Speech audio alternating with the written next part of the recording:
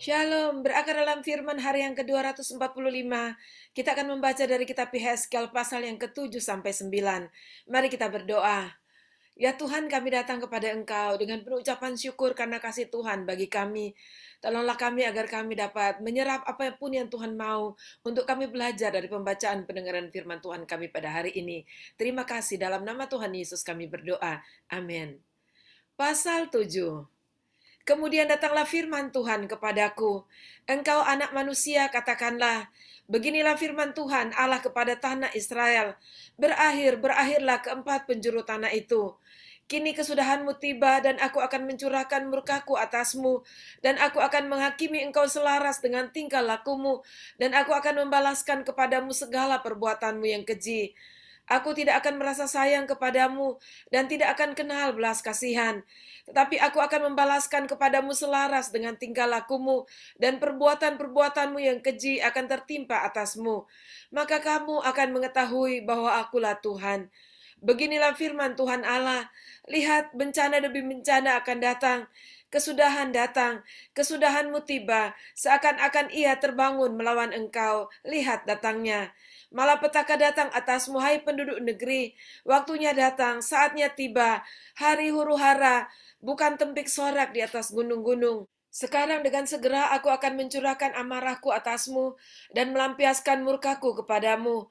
Aku akan menghakimi engkau selaras dengan tingkah lakumu dan membalaskan kepadamu segala perbuatan-perbuatanmu yang keji. Aku tidak akan merasa sayang dan tidak akan kenal belas kasihan. Selaras dengan tingkah lakumu akan kubalaskan kepadamu dan perbuatan-perbuatanmu yang keji akan tertimpa atasmu. Maka kamu akan mengetahui bahwa aku Tuhanlah yang memusnahkan. Lihat, harinya sungguh datang, malapetaka akan menimpa, kelaliman bertunas, keangkuhan bertaruk, kekerasan bersimaharajalela, yang menjadi penopang segala kejahatan. Tidak ada dari mereka yang tertinggal, baik dari kelimpahan mereka maupun dari kemewahannya. Kemolekannya pun akan terhapus. Waktunya datang, harinya mendekat. Biarlah si pembeli jangan bergembira, dan biarlah si penjual jangan berduka cita, karena kehangatan murka tertimpa atas segala kegemparan mereka. Sebab si penjual tidak akan kembali kepada jualannya, kalaupun mereka masih di tengah-tengah orang hidup, karena kehangatan murka tertimpa atas segala kegemparan mereka, dan tidak dapat ditahan lagi. Dan seorang pun tidak dapat mempertahankan hidupnya oleh karena kesalahannya. Tiuplah sangkakala dan sediakanlah segala sesuatu, tetapi seorang pun tidak maju berperang, sebab kehangatan murkaku tertimpa atas segala kegemparan mereka. Pedang ada di luar kota, sampar dan kelaparan ada di dalam. Barang siapa yang di luar kota akan mati karena pedang, dan barang siapa yang di dalam kota akan binasa oleh kelaparan dan sampar. Dan kalaupun ada yang terluput dari antara mereka, mereka akan tinggal di gunung-gunung seperti burung perkutut di lembah-lembah. Semuanya mengerang, masing-masing karena kesalahannya sendiri. Semua tangan terkulai dan semua orang terkencing ketakutan. Mereka akan mengenakan kain kabung. Kekejutan akan meliputi mereka.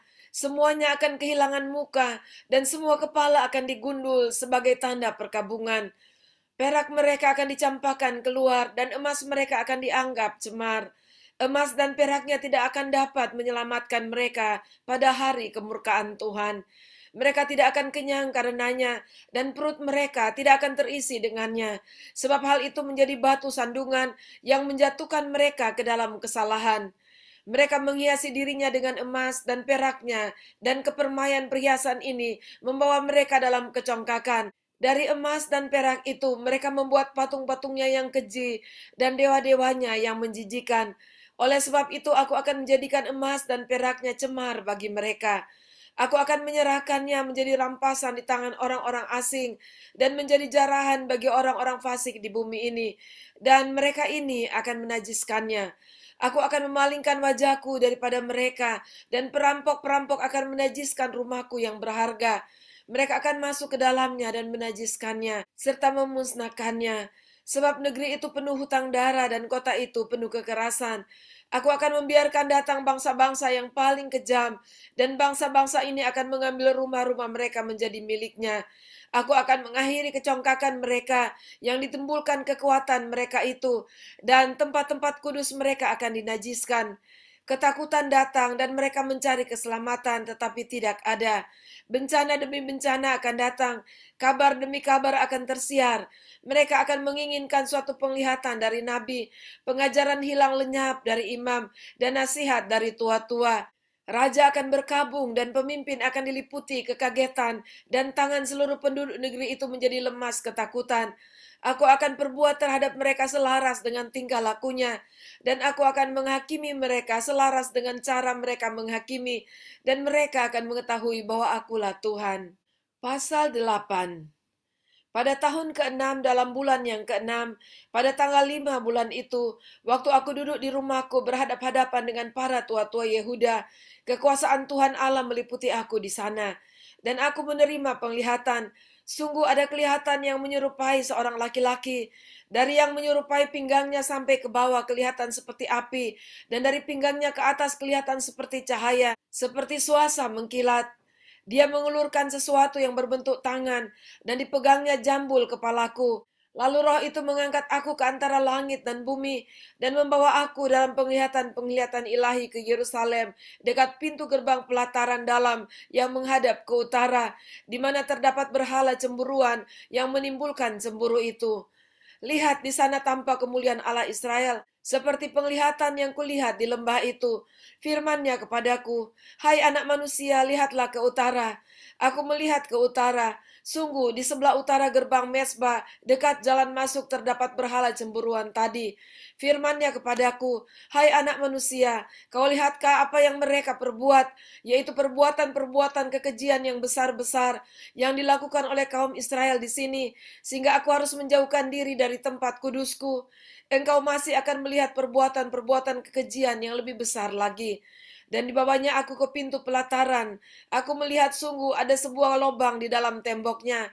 Firman-Nya kepadaku, "Hai anak manusia, perbesarlah lubang yang di tembok itu." Sesudah aku memperbesar lubang itu, lihat ada sebuah pintu.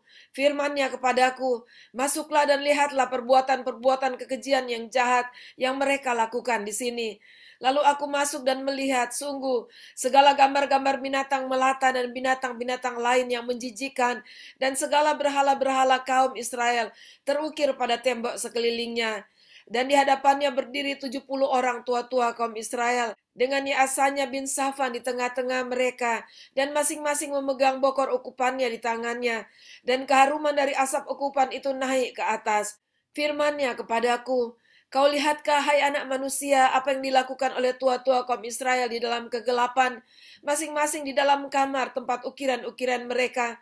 Sebab mereka berkata, 'Tuhan tidak melihat kita, Tuhan sudah meninggalkan tanah ini.'" Ditambahkannya lagi, "Engkau masih akan melihat perbuatan-perbuatan kekejian yang lebih besar lagi yang mereka lakukan."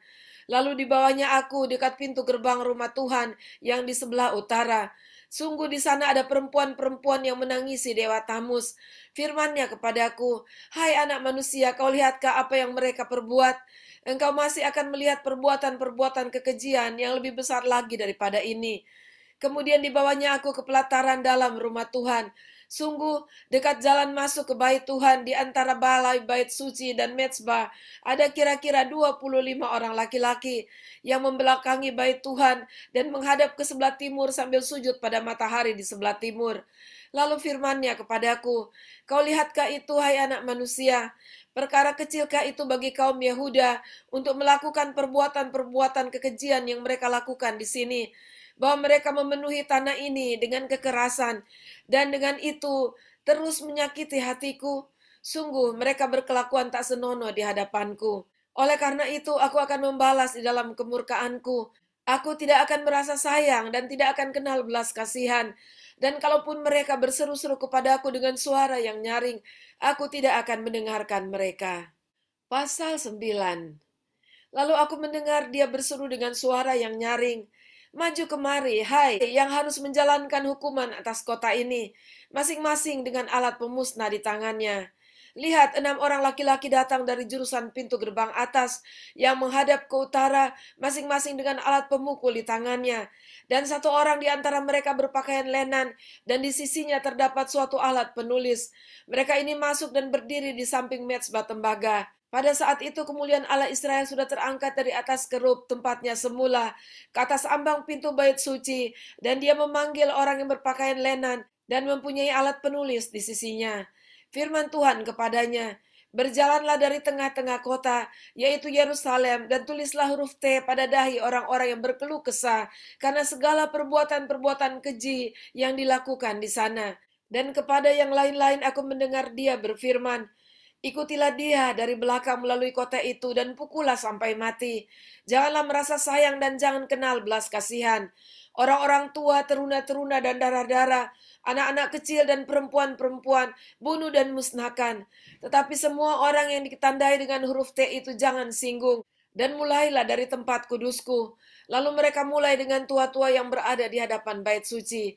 Kemudian firman-Nya kepada mereka, "Najiskanlah bait suci itu dan penuhilah pelataran-pelatarannya dengan orang-orang yang terbunuh. Pergilah." Mereka pergi keluar dan memukuli orang-orang sampai mati di dalam kota.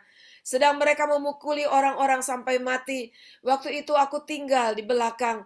Aku sujud dan berseru, kataku, "Aduh Tuhan Allah, apakah Engkau memusnahkan seluruh sisa Israel di dalam mencurahkan amarah-Mu atas Yerusalem?" Jawabnya kepadaku, "Kesalahan kaum Israel dan Yehuda sangat banyak, sehingga tanah ini penuh hutang darah, dan kota ini penuh ketidakadilan. Sebab mereka berkata, Tuhan sudah meninggalkan tanah ini, dan Tuhan tidak melihatnya. Karena itu aku juga tidak akan merasa sayang dan tidak akan kenal belas kasihan. Kelakuan mereka akan kutimpahkan atas kepala mereka. Lihat orang yang berpakaian lenan itu, dan yang mempunyai alat penulis di sisinya memberikan laporan, katanya, Aku sudah kerjakan seperti Engkau perintahkan kepadaku." Demikianlah pembacaan dan pendengaran firman Tuhan kita pada saat ini. Kita terus melihat bagaimana Tuhan tetap melakukan penghukuman dan bahkan murkanya, dan ini sangat mengerikan. Sebab itu mari janganlah membuat hidupmu, dirimu jatuh di dalam penghukuman dan murka Tuhan. Sebab itu tetaplah setia kepadanya, tetaplah hidup dalam kebenaran dan kekudusannya, dan lakukanlah segala sesuatu yang menyenangkan Tuhan dan sesuai dengan rancangan yang sempurna bagi kita semua. Mari kita berdoa. Terima kasih Tuhan, kami sudah membaca dan mendengarkan firman Tuhan pada saat ini, yang merupakan kengerian, karena bangsa Yehuda benar-benar mengalami murka dan amarah-Mu terhadap mereka, yang melakukan kekejian demi kekejian terhadap Engkau, dan mengeraskan hati untuk tidak mau bertobat.